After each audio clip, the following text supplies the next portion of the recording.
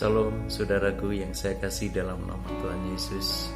Menyikapi negeri kita yang hari-hari ini sedang dikoncang dengan virus corona yang mau tidak mau membuat hati kita juga sedikit mamang dalam hal ini, saudara.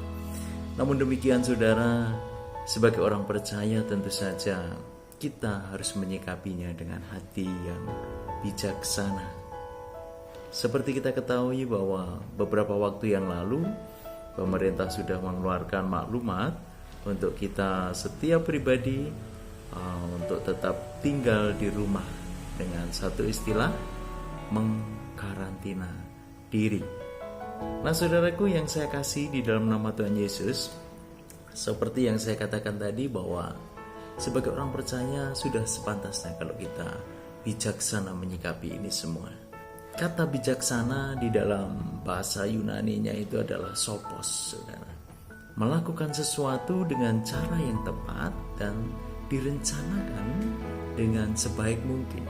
Ini yang disebut dengan sophos. Nah, saudara, tentu saja kalau kita mau merencanakan dan juga melakukan sesuatu dengan cara yang tepat, kadang kalau kita mengandalkan sisi manusia kita tidak akan mungkin. Tetapi saudara yang saya kasihi, ketika kita mengandalkan Tuhan dengan hikmat dan caranya Tuhan, maka kita akan mendapatkan yang disebut dengan kebijaksanaan itu.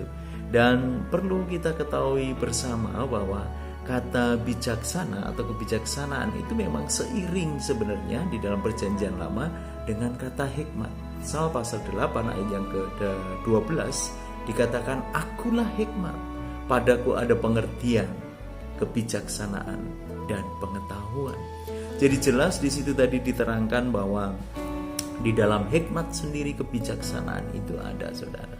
Nah, kalau saya berbicara mengenai hikmat di sini adalah hikmat yang dari atas. Nah, kemudian apa ciri dari hikmat yang dari atas? Hikmat yang dari Allah itu. Di dalam suratan Yakobus pasal 3 ayat 17 sudah dijelaskan bahwa tetapi hikmat yang dari atas adalah pertama-tama murni, selanjutnya pendamai, peramah, penurut, penuh belas kasihan, dan buah-buah yang baik, yang memihak dan tidak munafik. Hikmat yang dari atas atau hikmat yang dari Allah ini bersumber dari siapa? Dan di dalam 1 Raja-Raja 4 ayat yang ke-29 itu mengatakan, dan Allah memberikan kepada Salomo hikmat dan pengertian yang amat besar. Saudara, Allah yang memberikan hikmat, berarti sumber hikmat itu adalah Allah sendiri, saudara. Sedangkan kita tahu di dalam Yohanes pasal 1 ayat yang pertama dikatakan, pada mulanya adalah firman, firman itu bersama-sama dengan Allah, dan firman itu adalah Allah.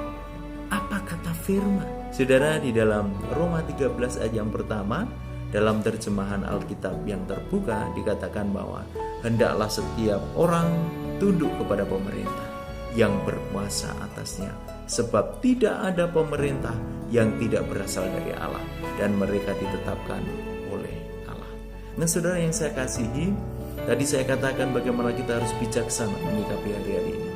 Sekarang mari kita memulai yang juga merupakan otoritas yang dipakai oleh Allah di dalam membawa kita di dalam kebenaran, selain juga gereja.